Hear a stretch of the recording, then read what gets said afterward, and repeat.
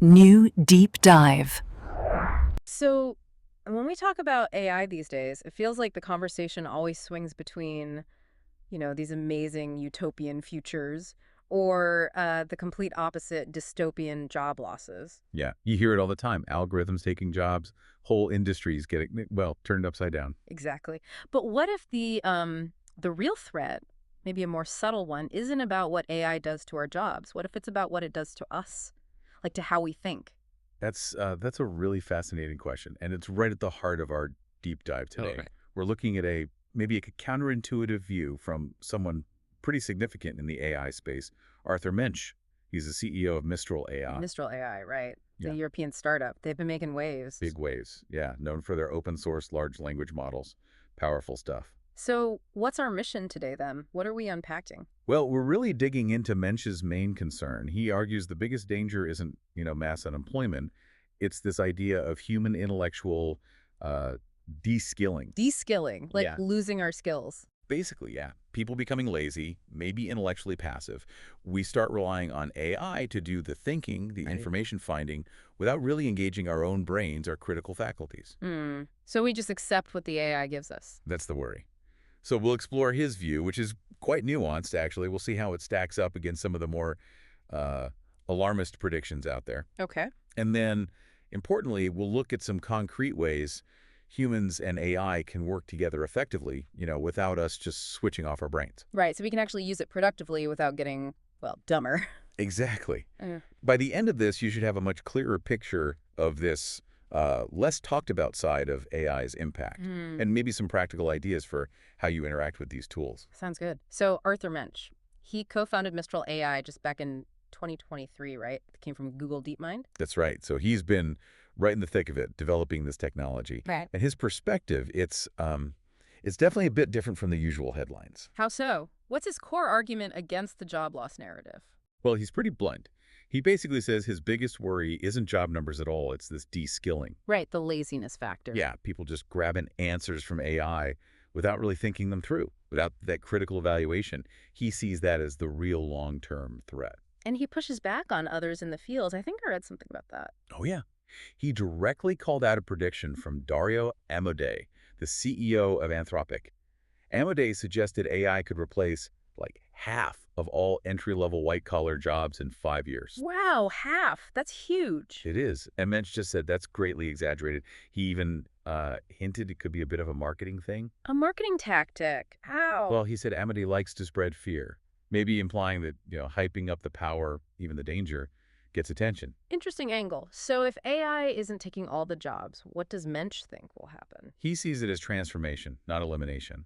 He thinks people will shift towards what he calls more relational tasks. Relational tasks, like dealing with people. Exactly. Things that need empathy, complex social skills, human judgment, stuff that AI, well, frankly, isn't very good at, or maybe can't do authentically. So our uniquely human skills become more valuable, potentially. That seems to be his line of thought.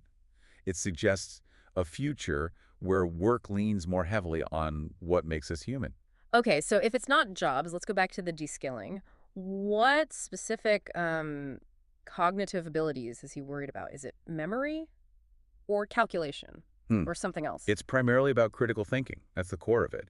He actually said, and this is a quote, "The ability to synthesize information and critically analyze information is a key element of learning." Synthesize and analyze. Okay. Yeah, so the danger is we stop doing that hard mental work.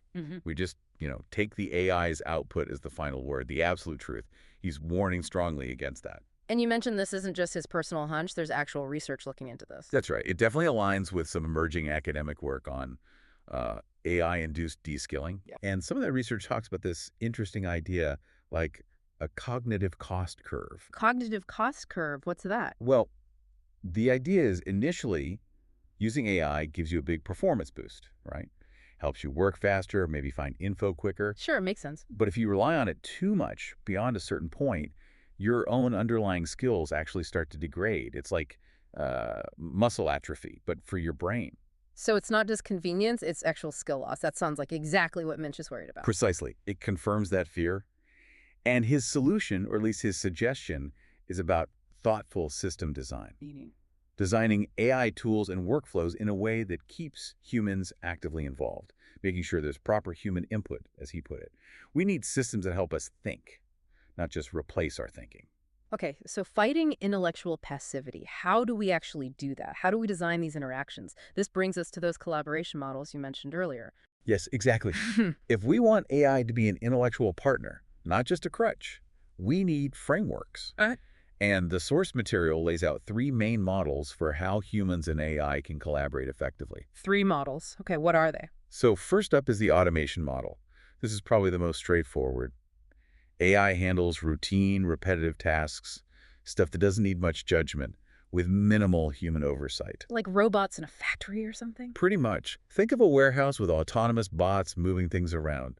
Humans are still there, but they are managing the overall system, handling exceptions, doing the strategic planning.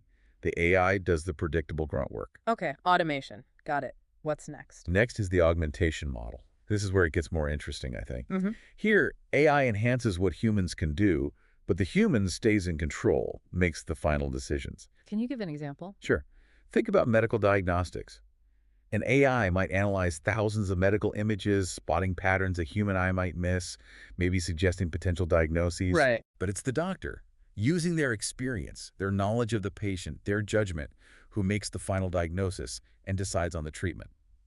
The AI provides powerful support, but doesn't replace the expert judgment. Okay, so AI as a superpowered assistant, basically. Kind of, yeah. It boosts human capability. Yeah.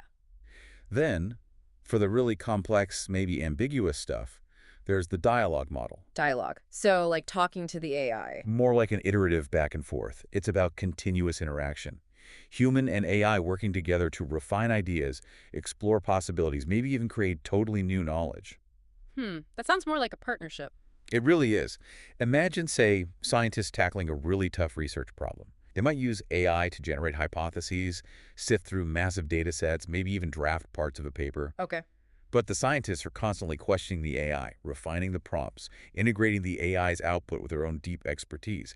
It's that interaction, that dialogue, that leads to breakthroughs.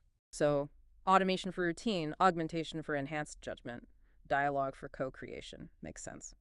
And you said these exist on a spectrum. People talk about centaurs and cyborgs. Exactly. Those are useful metaphors. Yeah. A centaur is kind of like that augmentation model. The human is clearly in the lead, directing the AI tool for specific tasks.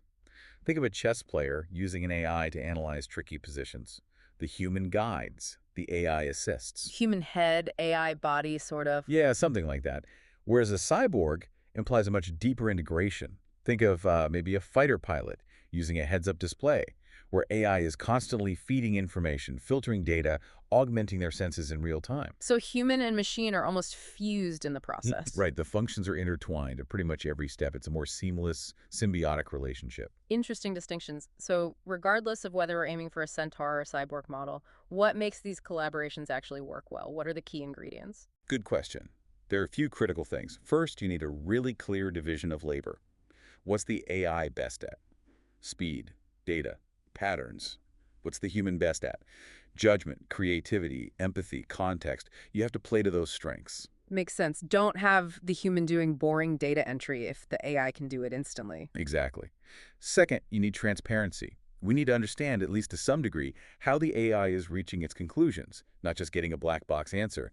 That builds trust and allows for better oversight. Right. Traceability. What else? Clear decision rights. Who gets the final say? Is it the human? Is it a joint decision? That needs to be defined. And finally, mechanisms for learning and improvement. For both the human and the AI. Ideally, yes. The system should adapt based on feedback, on how well the collaboration is working, and the human should be learning too, hopefully using the AI to sharpen their own skills, not dull them. So it comes back to that de-skilling concern again. It always does. Ultimately, the best model, automation, augmentation, or dialogue, really depends on the specific task, the context. Routine stuff, automate, need expert judgment. Augment. Facing complex, fuzzy problems, try dialogue. Okay, so we've really dug into Arthur Mensch's argument here. It's quite compelling, this idea that the real AI risk isn't necessarily jobs disappearing overnight, but maybe this slower, quieter erosion of our critical thinking, our ability to synthesize because we become, well, intellectually passive. Yeah, that over-reliance is the core fear. But the good news is we also looked at these practical models, automation, augmentation, dialogue, that show us ways to actually work with AI, ways to use it to boost our abilities, not replace them. It offers a path forward, a way to harness the power without succumbing to the potential downside of cognitive laziness. Absolutely, which leads to a really important question for everyone listening, I think. As AI tools become just, part of the furniture in our lives, Yeah. how are you actually choosing to engage with them? When you use ChatGPT or some other AI tool, are you just sort of passively accepting the output, just offloading the mental effort? Or are you actively using it as a tool, using it to maybe spark new questions, to challenge your own assumptions, to push your understanding deeper? That's a really crucial distinction. Am I using it to think less or to think better? Exactly. How can you make sure in your own life that AI becomes a genuine tool for intellectual growth and not just, a shortcut to cognitive comfort, something to really reflect on?